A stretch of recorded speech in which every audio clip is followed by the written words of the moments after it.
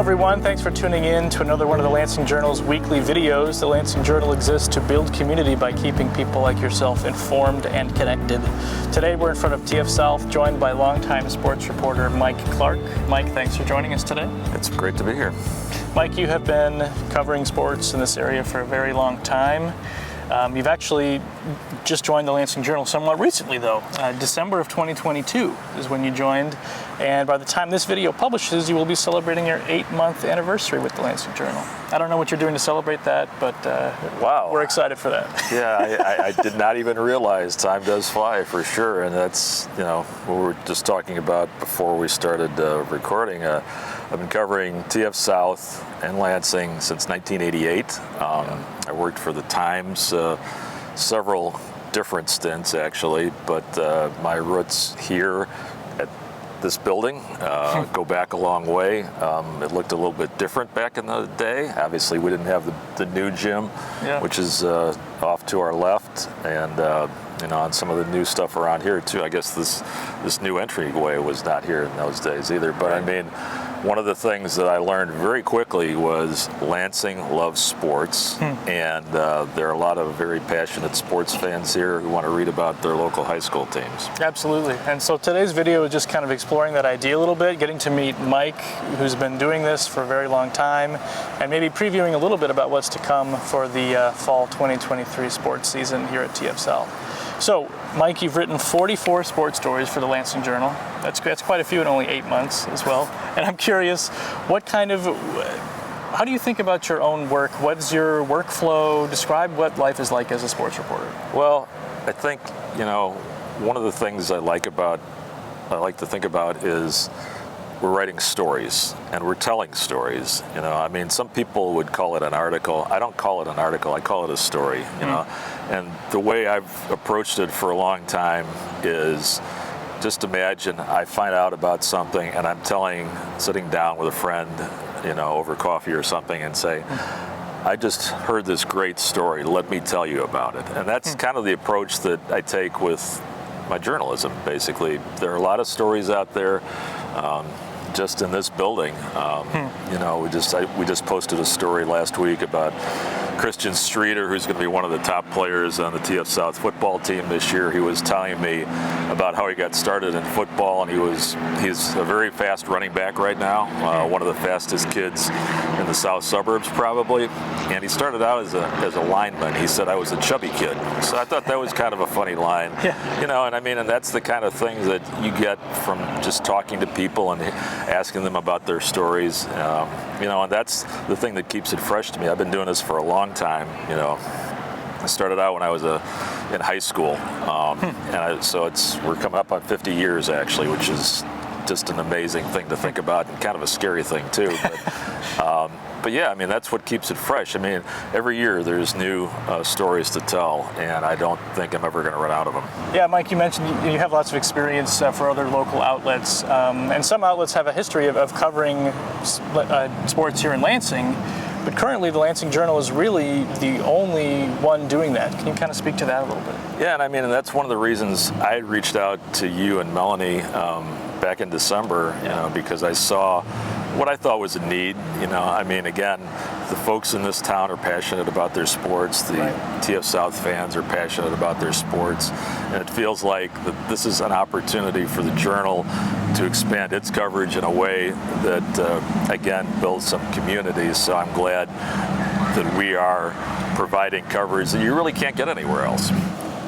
It's really a sense of pride, I think, community pride, and reading about, my child is involved in doing this, and the program, hopefully the football program will take a step forward this year. My kid was able to be involved in doing that. It's a unique way to read about a community, I think, through local sports. Yeah, absolutely. And this is just an extension of, what the support for this football program is. If you come out here on Friday nights, this is the place to be. Friday night home games at TF South, the home stands will be packed. The concession stand will be buzzing. The band will be coming out, the pom-poms, the cheerleaders. It's a great atmosphere, and we're here to document it. And again, we're the ones who are on the ground documenting it with my writing and your photos usually. Now, doing this as kind of your life's work. I mean, you're a journalist, but you've been primarily in the sports world for a long time. Is that fair to say? Yes, it is. Okay. It occurs to me that you just must absolutely love sports to be covering it to the degree that you have. Are you just like a through and through sports fan? Yeah, I am. I mean, probably goes back to my dad. He started taking me to White Sox games when I was like, I don't know, 6 or 7 years old, something like that.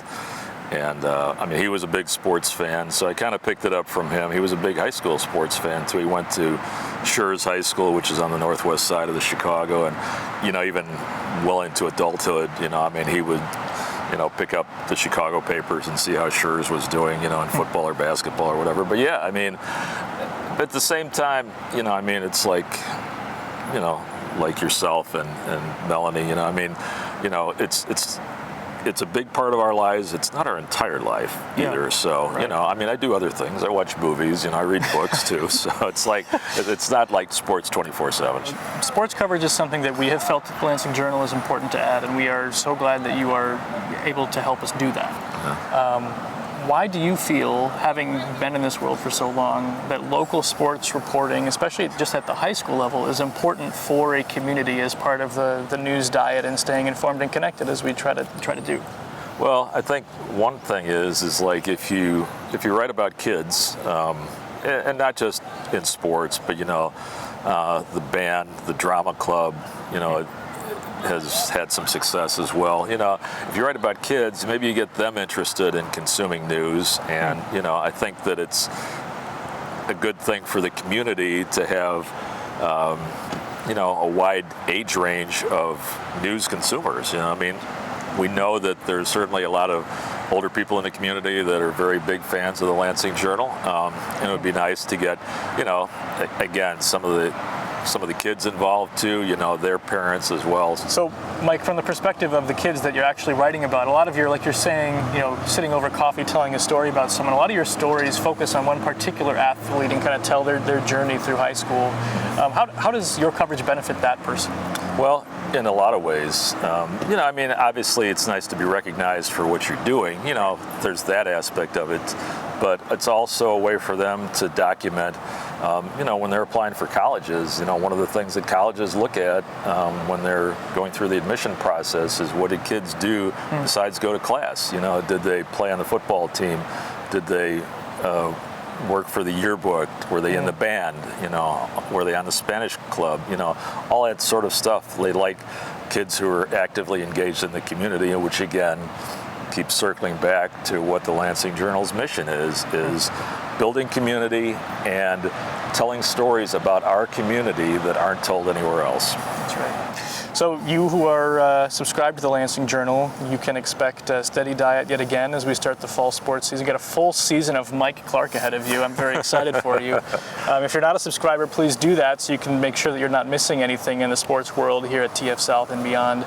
Mike, what are you excited for as far as coverage? What are some athletes or programs or particular games even that you're excited to cover this year? Well, I mean, as far as games, obviously TF North, TF South is always a big one. Yes. That's going to be week 4 this year. It's going to be at TF North this year. It'll be interesting to see how TF South comes out this year. They had a rare down season for them. They've been a perennial playoff team. Last year they finished 3-6, which was very unusual for them. I've talked to coaches and players. They're very motivated after that poor season. I mean, the other thing, off to our left, there is construction going on the football stadium. A lot of us are excited to see that. It's going to have a turf field. It's going to have an 8-lane track up from 6 lanes. There are new lights in right now, and for those, who have been to football games here in the past, sometimes they would turn the lights off for some special presentation, then you turn them back on. It takes like 10 minutes. Takes a long time. Those days are gone. They're LED lights, so they're instantaneously on and off. Nice. The turf is going to be fun to see. At the end of the season, sometimes here, the grass field we get a little iffy. In November, getting chewed up and stuff like that. And now we're going to have a different.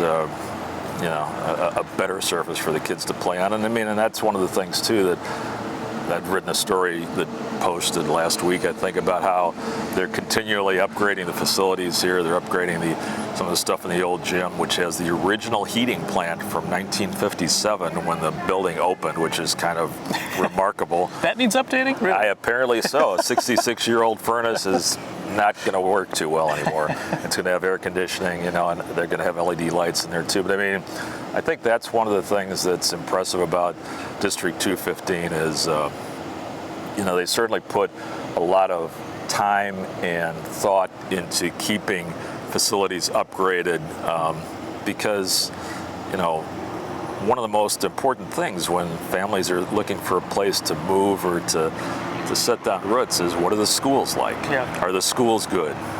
Is the academic performance good? Are the sports teams competitive? Do they have a wide range of extracurriculars, band and yearbook and Spanish club and so on and so forth? And, the fact that TF South and TF North, certainly seem to be conscious about, keeping up to date, I think is very important. Yeah, absolutely.